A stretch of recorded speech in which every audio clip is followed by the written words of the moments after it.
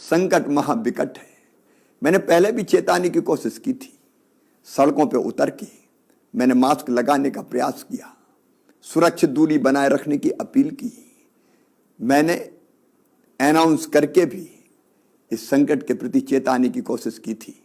स्वास्थ्य आग्रह करके भी संकट की विकटता की ओर ध्यान आकर्षित करने का प्रयास किया था। यह असाधारण संकट है और इस संकट से अगर लड़ना है तो तरीके भी असाधारण होंगे। कोरोना से लड़ाई सामान्य लड़ाई नहीं है, यह युद्ध है। और जैसे जब युद्ध होता है तो पूरा देश एक साथ उठ के खड़ा हो जाता है। आज केवल सरकार नहीं, सरकार के साथ समाज, हम, आप सबको मिलकर लड़ना पड़ेगा, तब इस संकट का मुकाबला कर पाएंगे। और इसलिए आज मैं आपसे प्रार्थना करने उपस्थित हुआ हूं। मेरे बहनों और भाइयों, इस संकट से निपटने के लिए आज पहली आवश्यकता है हम संक्रमण की चेन को तोड़ डालें। ये चेन ब्रेक करना आज अत्यंत आवश्यक हो गया है, क्योंकि अस्पताल भर रहे हैं, हम व्यवस्था बढ़ाने की कोशिश कर रहे हैं, लेकिन अगर संक्रमित मरीजों की संख्या इसी तरह बढ़ती रही तो हर व्यवस्थाएं छोटी पड़ती चली जाएगी। और इसलिए पहला हमारा संकल्प, हम संक्रमण की बढ़ती रफ्तार को रोकेंगे और इसका उपाय हम घर में रहेंगे, अनावश्यक रूप से घर के बाहर नहीं निकलेंगे।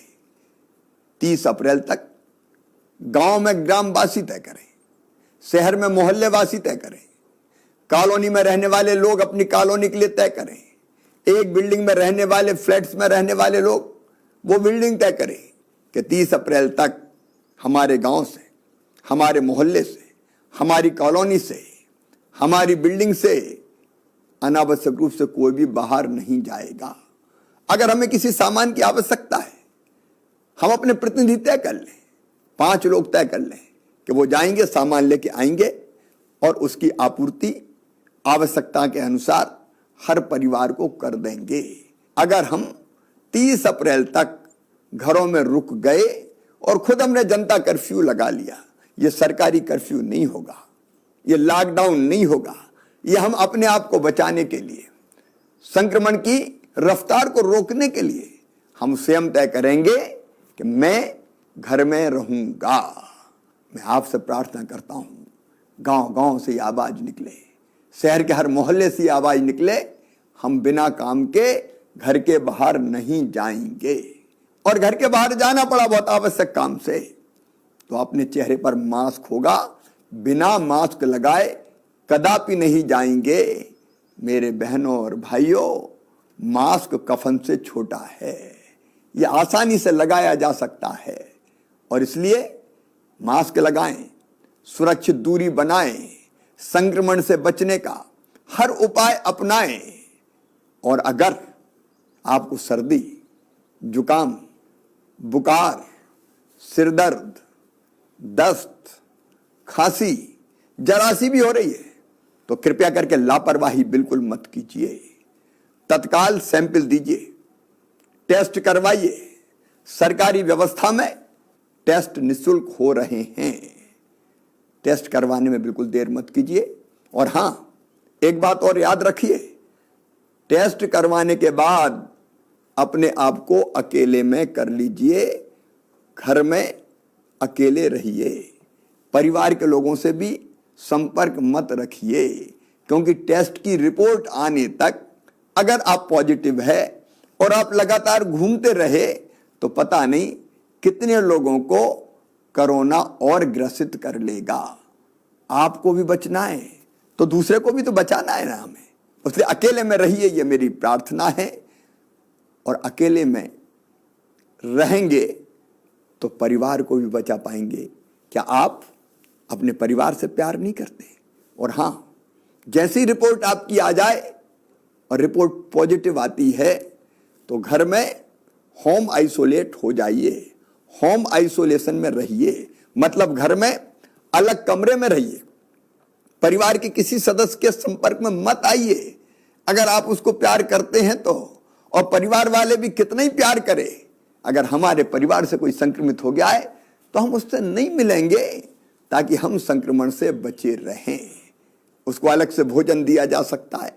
जैसे ही आप होम आइसोलेट होंगे, हम ये व्यवस्था कर रहे हैं कि घर में ही आपको एक दवाई का किट पहुंचा दिया जाएगा। उस दवाई के किट में सभी आवश्यक दवाइयां रहेगी। होम आइसोलेशन में रहने वाले मरीजों को मेडिकल सलाह देने हेतु ई संजीवनी कॉल सेंटर से जोड़ा जा रहा है। हम ये सुनिश्चित कर रहे हैं कि कॉल सेंटर से टेलीमेडिसिन के माध्यम से डॉक्टर संक्रमित भाई बहन से फोन करके ये सलाह दे कि उसको क्या करना है, क्या नहीं करना है। आपके जो लक्षण है आप बताएं, डॉक्टर से सलाह प्राप्त करें।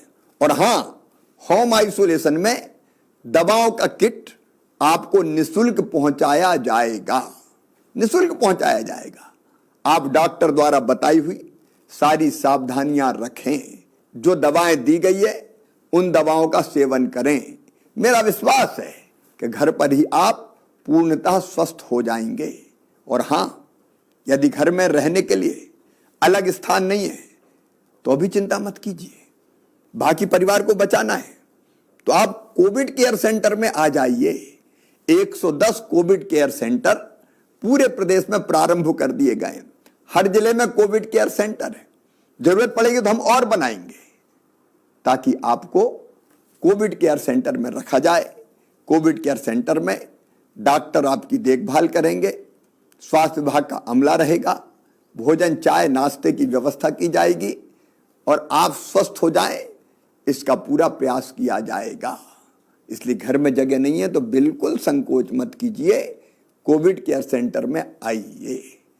इसके बाद भी कोई समस्या पैदा होती है तो चिंता करने की जरूरत नहीं है, वहां से अस्पताल भेजने की व्यवस्था भी की जाएगी। लेकिन अगर इतना ध्यान आप रखेंगे तो अस्पताल जाने की नौबत नहीं आएगी। क्या आप इतना सहयोग नहीं करेंगे कि लक्षण आते ही आप टेस्ट करवा लें, इलाज कर लें, ताकि अस्पताल में भेजने की नौबत ही ना आए।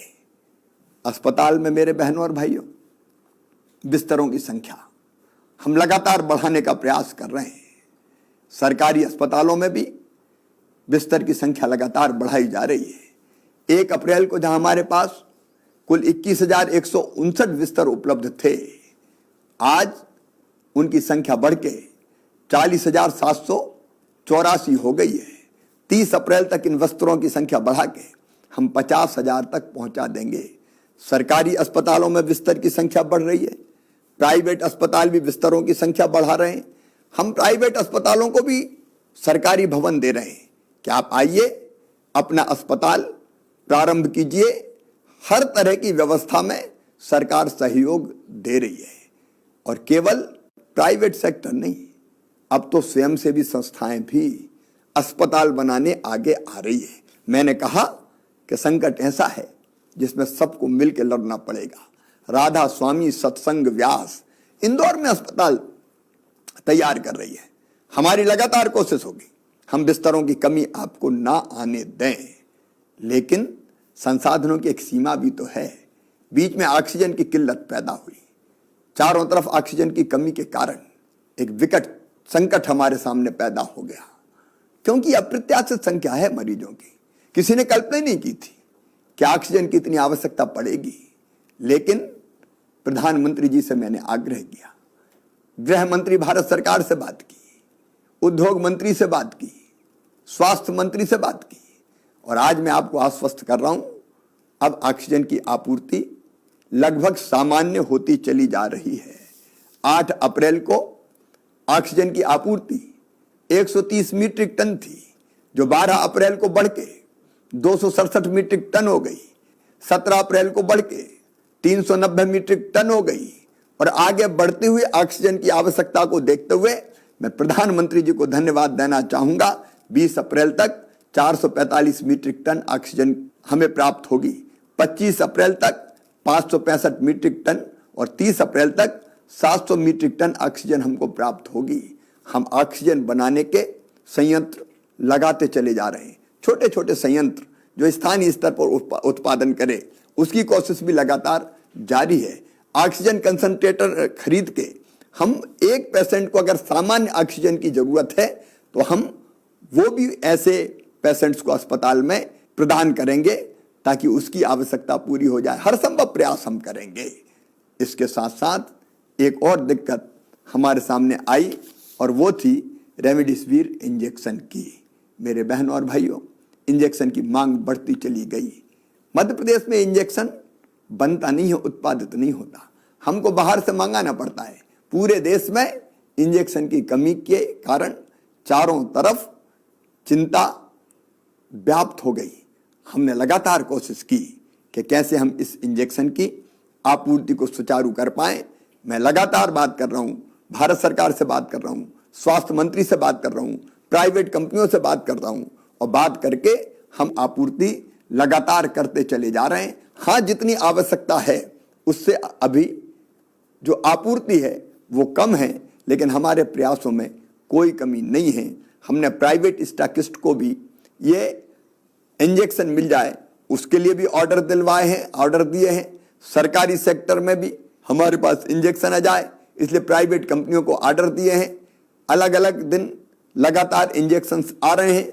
भरपूर कोशिश हमारी रहेगी कि इन इंजेक्शंस की भी कमी ना रहे, बाकी दवाइयों की कोई कमी ना हो। इसके प्रयास हम निरंतर कर रहे हैं, लगातार कर रहे हैं। लेकिन मेरे बहनों और भाइयों, मैं फिर कहना चाहता हूं, इस संकट से निपटने के लिए हम सबको एकजुट होना पड़ेगा। हम परिश्रम की पराकाष्ठा करेंगे, प्रयत्नों की परिसीमा करेंगे, कसर कोई नहीं छोड़ेंगे। लेकिन मैं सबसे अपील करता हूं, सभी राजनीतिक दलों के नेताओं से अपील करता हूं, मतभेद के और कई विषय हो सकते हैं लेकिन संकट की घड़ी में मिलकर एक हो जाएं। धार्मिक संस्थाएं, सामाजिक संगठन, स्वयंसेवी संस्थाएं सब मिलकर आगे बढ़े, आगे आए। मुझे खुशी है कि कोरोना वॉलंटियर्स निकल के सामने आए हैं जिनने अपने आप को रजिस्टर करवाया है कि हम इस संकट की घड़ी में प्रशासन और सरकार के साथ खड़े रहेंगे। और वो कोरोना वॉलंटियर बहुत अच्छा काम कर रहे हैं। अगर आपको भी सेवा के काम में सरकार और प्रशासन के साथ जुड़ना है तो आप 181 पर कोरोना वॉलंटियर के रूप में रजिस्टर हो सकते हैं।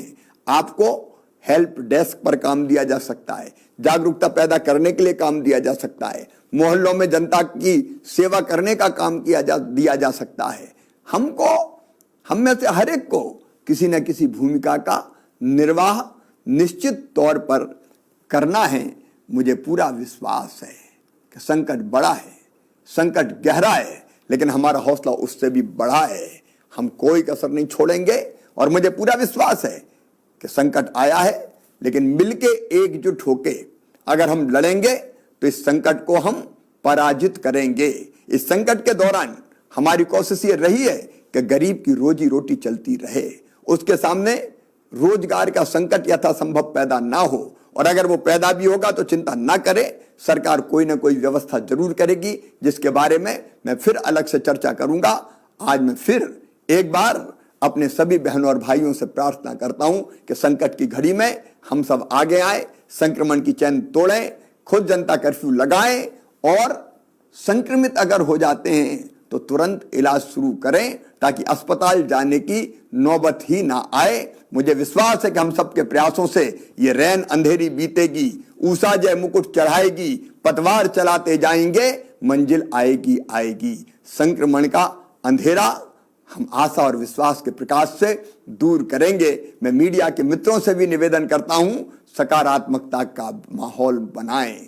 हम जानते हैं कि जहां एक तरफ संक्रमित भाई और बहन आ रहे हैं, अगर 3-4 दिनों से लगातार 11 से लेकर 12,000 के बीच में पॉजिटिव केसेस सामने आ रहे हैं तो 6-7 हजार रोज स्वस्थ होकर घर भी जा रहे हैं। और इसलिए आशा और विश्वास का सवेरा निश्चित तौर पर आएगा। मैं भगवान से भी प्रार्थना करता हूं, असदोमा सदगमय, तमसोमा ज्योतिर्गमय, मृत्योर्मा अमृतम गमय। हमें असत से सत की ओर, अंधकार से प्रकाश की ओर और मृत्यु से अमृत की ओर ले चलो। मुझे पूरा विश्वास है कोरोना हारेगा, हम जीतेंगे। बहुत बहुत धन्यवाद। वेब दुनिया और डॉयचे वेले लाए हैं आपके लिए 5 लाख रुपए तक के उपहारों की शानदार सौगात। 2 अप्रैल से 1 मई तक आप जीत सकते हैं शानदार इनाम। हर दिन देना है बस 5 सवालों के जवाब। जीतो खुशियां कॉन्टेस्ट में आप इस तरह ले सकते हैं भाग। वेब दुनिया डॉयचे वेले कॉन्टेस्ट में भाग लेने के लिए सबसे पहले अपने मोबाइल पर वेब दुनिया ऐप अपडेट करें। यदि मोबाइल पर ऐप नहीं है तो आप नए सिरे से ऐप डाउनलोड कर कॉन्टेस्ट में भाग ले सकते हैं। गूगल प्ले स्टोर पर जाइए और वेब दुनिया ऐप डाउनलोड कीजिए। वेब दुनिया ऐप डाउनलोड कर चुनिए हिंदी भाषा। टॉप मेनू बार में गिफ्ट आइकन को क्लिक कीजिए। फेसबुक या जीमेल से लॉगिन कर जीतो खुशियां कॉन्टेस्ट का हिस्सा बनिए। आपको हर दिन 5 सवालों का सेट मिलेगा, जिनके जवाब वेब दुनिया और डॉयचे वेले के लेखों में मिलेंगे। सही जवाब दीजिए, कॉइन्स इकट्ठा कीजिए और आप जीत सकते हैं कई शानदार इनाम। जीतो खुशियां कॉन्टेस्ट देता है आपको शानदार सुनहरा अवसर महीने भर तक। दोस्तों और परिचितों से कॉन्टेस्ट शेयर कर कमाइए कॉइन्स। शेयर करें, खूब खेले, खूब कमाएं। साथ साथ वेब दुनिया डॉयचे वेले पर बॉलीवुड, क्रिकेट, कला, इतिहास और धर्म संबंधी जानकारी भी बढ़ाए। ऐसा मौका फिर कहाँ मिलेगा? हमारे जैसा क्विज कहाँ मिलेगा?